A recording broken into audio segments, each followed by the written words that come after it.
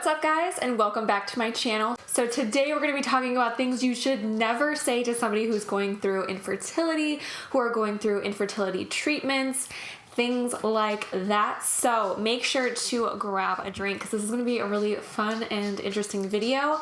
I actually had a lot of you message me on Instagram some of the crazy things people have said to you while you were trying to conceive or going through fertility treatments or after having miscarriages, crazy enough. So make sure to grab a drink. I've got my handy iced coffee here. Make sure to stick around to the end of the video because I'm gonna actually be sharing the crazy things that people said to me while I was going through my fertility journey.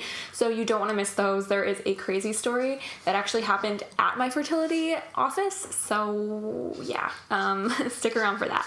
A quick note before getting into this video, I'm very excited to say that this video is sponsored by Saving Sarah and the Bearing the Weight Journal. Saving Sarah is a company that helps women and couples who are dealing with infertility. They also have an a la carte agency and a counseling service to help with the mental aspects of when you're going through infertility and fertility treatments. Shakina Brantley is the owner of Saving Sarah, and she came out with a journal to help with people going through infertility. It is a journal, devotional, planner, and so much more. I actually myself have started journaling after I had my miscarriage. I found it very helpful and healing. Journaling is a great way to get everything out of your brain and onto paper so that you can really process what you're feeling. I also have been really loving doing my daily affirmations and manifestations as well. And I just feel like that's one thing that's really helped me. So when she came to me about talking about this journal, I was all for it because I'm telling you, if you've never tried journaling and you're struggling with anything mental health related, it is so helpful to start your day off like that. What I love about this journal is that it offers you a space to write out how you're feeling during the emotional process. It talks about every step before your journey, how you felt when you found out, to really process every emotion that you had during your journey. So when you started trying to conceive, how you felt about that, how you felt about not getting pregnant naturally, when you found out something was wrong, when you decided to do tests. It lets you really get every emotion out on paper to process it and help you to better start healing. What I also love about this journal is that they have a daily fitness and health meal tracker to really get you to understand, am I giving my body the right nutrients? How am I eating? Is it helping my mental health? Am I eating the right foods? All that. Am I drinking enough water?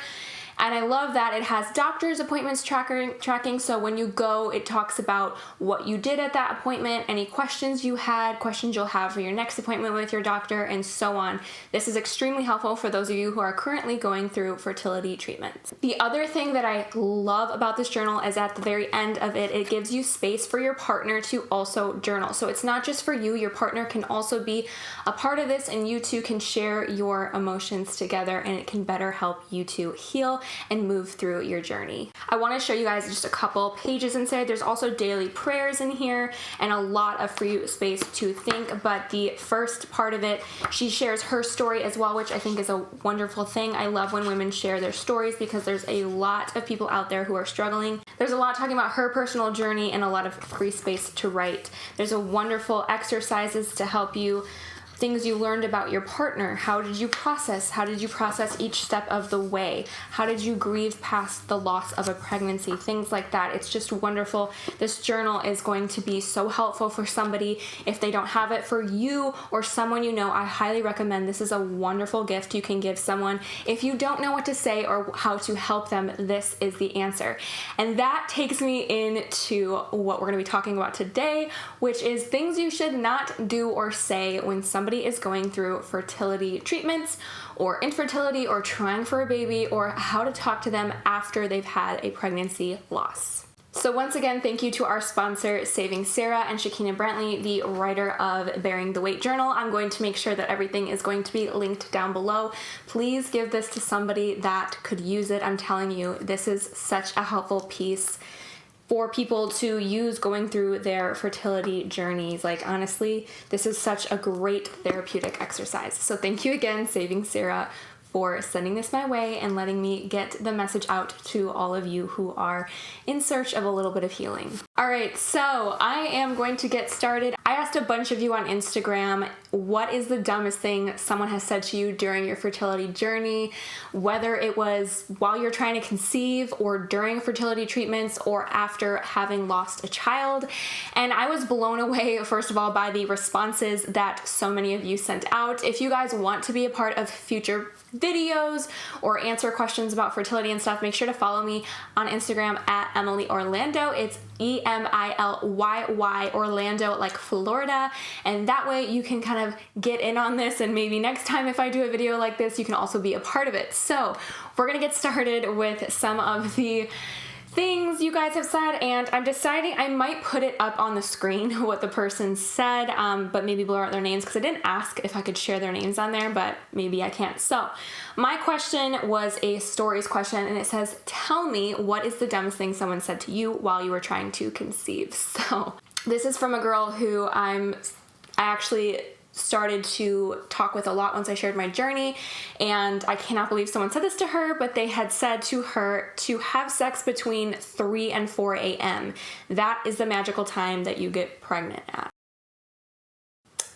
I don't think that's true, and if it was, there would not be thousands of fertility doctors out there who it just seems like a dumb piece of advice. If someone actually got pregnant from doing it, it's not because they got pregnant doing it between 3 and 4 a.m., but okay. The next response someone said was, take a vacation, you'll come back pregnant. Again, I'm pretty sure that taking a vacation is not the reason that they got pregnant. I don't really think. It's also not true that stress is causing you not to get pregnant, by the way. That's really not actually true. It's kind of a myth. Stress also doesn't cause miscarriages either, so I just want to put that out there, but no, taking a vacation, that's not solid advice. And again, if someone who gave that got pregnant on a vacation, that is not the reason that they got pregnant.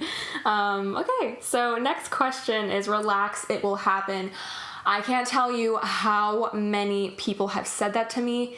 That's just false. If there's something wrong, then there's something wrong. Relaxing is not going to change the fact that somebody's reproductive organs don't work the way that they should. That's not going to cure it. I don't know, guys. But yes, relax, it'll happen. Huge, huge, huge thing. That's so easy. It's always the person who got pregnant easily and quickly and whenever they wanted is the one to say, relax, it'll happen. Like, no, not for me. Everything happens for a reason. I hate when people say that. That is such toxic positivity. If you don't know what toxic positivity is, I'm going to put a definition down below in the description box, because toxic positivity is just so harmful. Everything happens for a reason. That's a really horrible thing to say. Like, that's basically saying like, well, maybe you're not meant to be a mom. It's like, okay, thanks. All right. Everything happens for a reason. It's toxic positivity. I know you're trying to be helpful and you're trying to you don't know what to say to someone. Let me give you guys a tip of advice. If you don't know what to say to somebody who's going through infertility, or you yourself are going through infertility and you're not sure what you should tell people to tell you, if you don't know what to say to someone, just say, I know I don't understand, but I'm here to talk whenever. Actually, scratch that.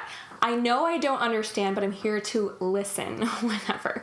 Sometimes when people are going through fertility issues, they're not looking for advice, especially from somebody who's never been through it. And I don't mean that to come off mean, but I can't take advice from somebody who's never walked in those shoes before. So it's really hard to listen to those tips of advice. Just saying. Again, remember, if you don't know what to say, all you have to say is, I know I don't understand, but I'm here to listen whenever. It's really simple. It's heartfelt. You mean it. It isn't toxic positivity. It's honest. So, oh my gosh. Okay, this one I remember when I read it, I could not believe someone said this to them. So when I asked the question, what's the dumbest thing anyone's ever said to you during your fertility journey, or the fact that they knew you were struggling to get pregnant, somebody literally said to this girl, all I have to do is look at my wife and she gets pregnant. You know what that reminds me of? Like Bridesmaids, like, you do. Okay, it's so insensitive. You did not need to say it. I know you're trying to be funny, but this is actually a very serious topic, and it's just so disrespectful and ignorant to say something like that. So don't say things like that. I know you're trying to be funny, but it's so rude. Okay, next question. So here's the other thing that I feel like we deal with when we're going through fertility issues is once you've talked about the fact that you're going through fertility issues, everyone seems to have a PhD and be very well educated on infertility. They seem to know it all. This person says someone said to them, birth control caused your problem. Okay, so how does that factor in for the people who have male factor infertility? That's just a really uneducated answer to me, and we're moving on because, come on. Somebody said, someone told me to buck up. Thanks. What is that? So insensitive. At least during the journey and while you're going through things, you just can't have negative voices when you're already going through such an emotionally and physically draining time in your life. That is not the person that you want to get advice from or probably talk about your journey at all. So I probably wouldn't talk to that person about my journey. Again, just stop worrying. It'll happen. How do you know that, Carol? How do you know it's going to happen? You don't know. And that's, again, why you should just say, I'm really sorry. I know I don't understand. I'm here for you. Easy. Easy answer. Okay, let's go to the next page. Oh, man. Okay. Another, just don't think about it. It'll happen. Oh, my gosh. First of all, don't tell someone going through fertility treatments to not think about it, because if you've never been through it, it's all you can think about because you don't have a choice, because you have to do all this medication every day. It's on your mind for months. Just don't think about it. That's not an answer. That's not an option for people. And I'm sure if you were told that about something you were worrying about, you wouldn't feel the same. So, I don't know. Okay, this girl. So she said all of the at least comments. At least you know you can get pregnant. So she's probably referencing to the fact that she lost a pregnancy, which is a very difficult thing. And again, the at least comments, I want to bring up the toxic positivity. Saying at least you know you can get pregnant is like going to a funeral and somebody lost their child and you say, at least you still have your other child. That's not validating their loss. It's saying your grief is invalid and at least you can try again. It's still gonna be a loss. And I guarantee you, any person who's gone through a miscarriage will tell you that whether they did or did not get pregnant, they always think about that baby they lost. And so I just think it's so insensitive and it's toxic positivity and it's not okay. And again, if you find out somebody had a miscarriage, a really great thing to say to them is, I know I don't understand, but I'm here for you. Or even if you have been through a miscarriage and they have gone through a miscarriage as well, you can say, I understand what you're going through and I'm here to talk. And that's all. That's all you have to do. And that's really a nice thing to say. So moving on. So the next person says, you're still young. You have your whole life for kids. Just keep trying the normal way. This really grinds my gears because the thing about infertility is while it is more common to have fertility issues when you're older, infertility does not discriminate in your age. A lot of people were surprised that my husband and I had issues at such a young age. If you guys are new to my fertility journey, I'm 26 years old. I've already done 2 rounds of IVF. My husband's 26 years old and we struggle with male factor infertility. And I also was diagnosed with endometriosis while I was going through IVF. So I'm also going to link all of my IVF journey videos down below. If you haven't seen all that stuff, get caught up, come back to this video, whatever, however you want to do it. But saying you're still young, you have time, is a really bad piece of advice because when you go through fertility treatments, it's actually best to be young. You have a much higher chance at getting pregnant because obviously everything is very fixed. They can make sure to get as many eggs out of you, a good sperm sample, put them all together, make as many embryos as possible when you're younger, and then you can freeze them and you have them forever. And if somebody were to ever tell you, oh, just relax, even though you've been trying for over 2 years and you still have nothing, I don't think you should keep doing it the normal way. Now, I'm not a doctor, but I've done a lot of research and I've been through this, and I can tell you that even my doctor would say the same thing. If you're having these issues, now is the best time because it's only going to go downhill from here. So that is a horrible piece of advice. And again, age doesn't matter. I want to like put it out there. Age doesn't matter. If you have issues, you have issues. They're not going to get better. Like most of the time, if you have very serious fertility issues, they're not often going to get better. They're only going to get worse. So don't keep trying the normal way just because you're young. It's a bad piece of advice to me. Oh, okay. And then, so same girl, she actually said, somebody had said to her, yeah, I know what you mean, and I know how you feel. It took us 3 months to get pregnant.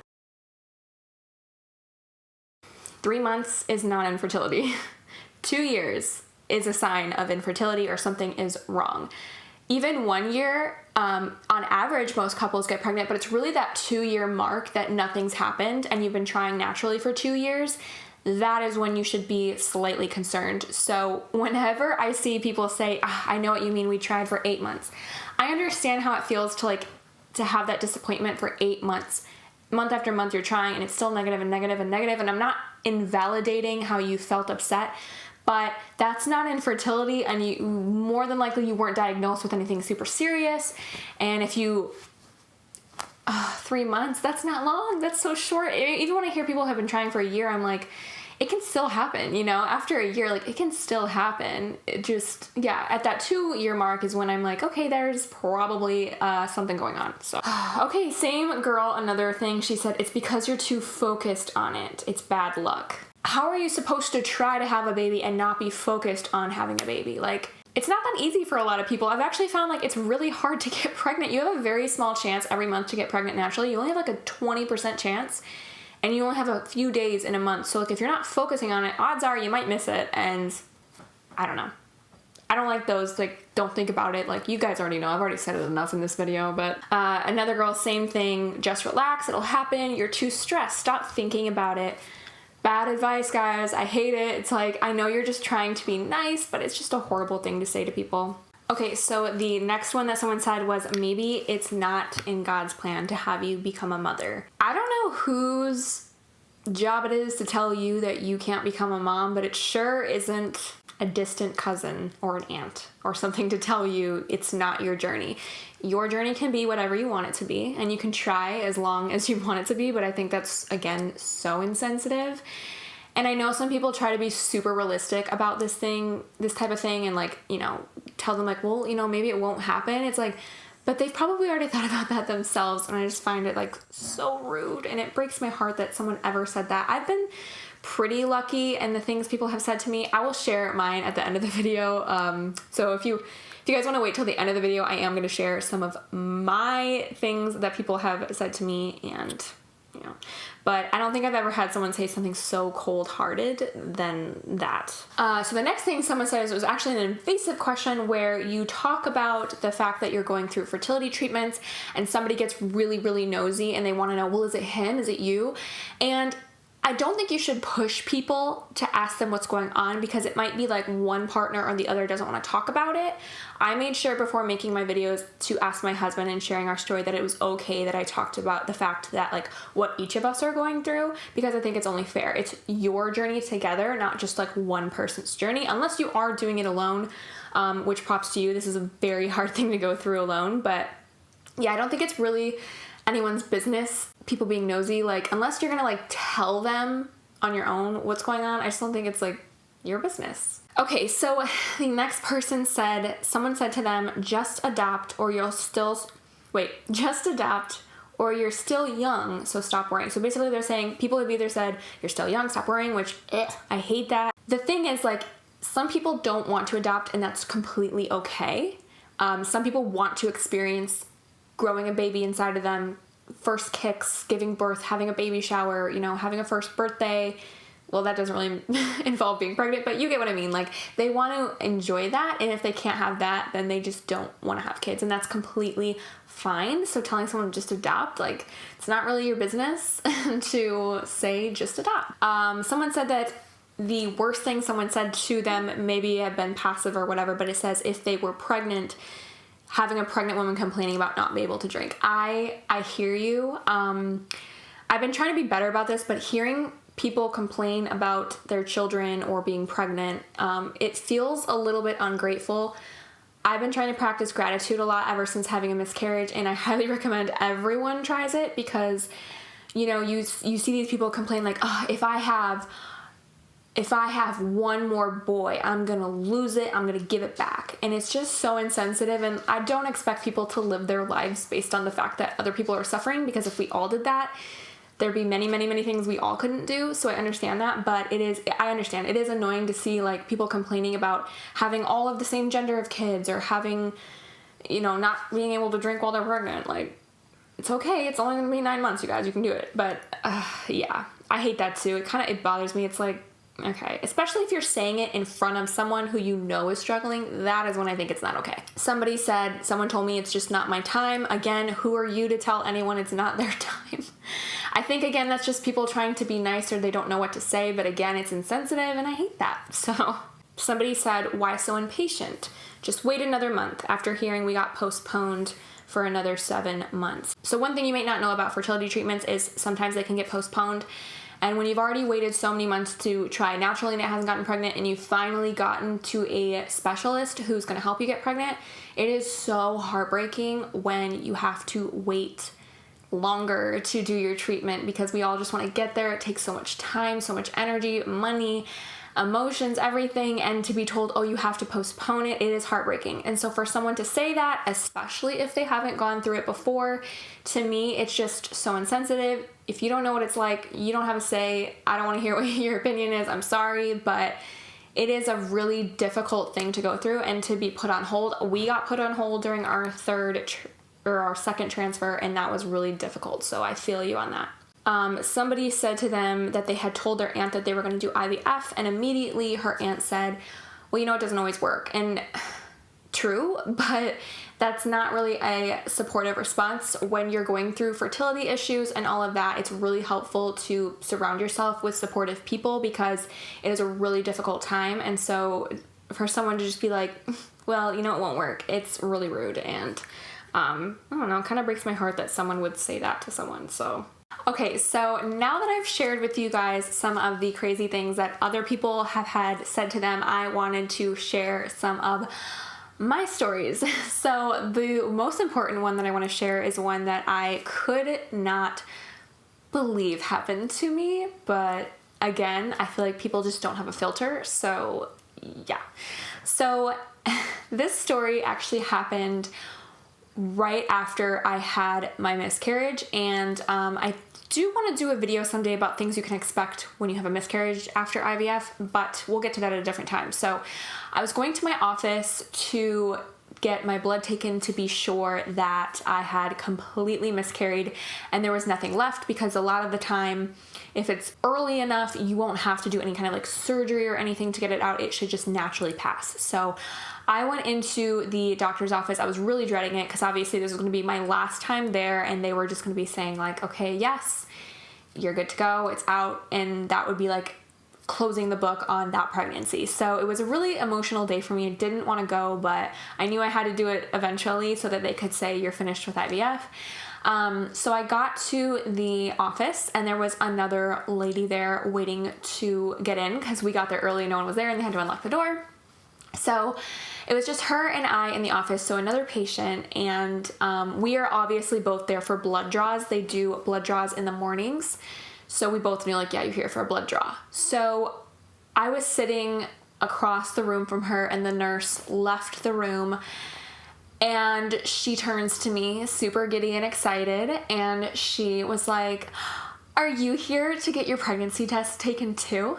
And I was just like, no. I wanted to say, no, I'm here because I miscarried and I'm making sure that it's completely out of my body, but thank you for asking. The thing that's crazy about that is that you would think that being in a fertility office, you know how emotional the roller coaster can be. And so I would never think that another patient would ask any type of question about that, because like I have said in past videos, IVF is not a guarantee. There's a lot that goes into it. It was crazy to me that she would even ask that I was there to find out if I was pregnant or not. I'm assuming she was, which is why she was probably so excited and giddy. And like, listen, I've been there before.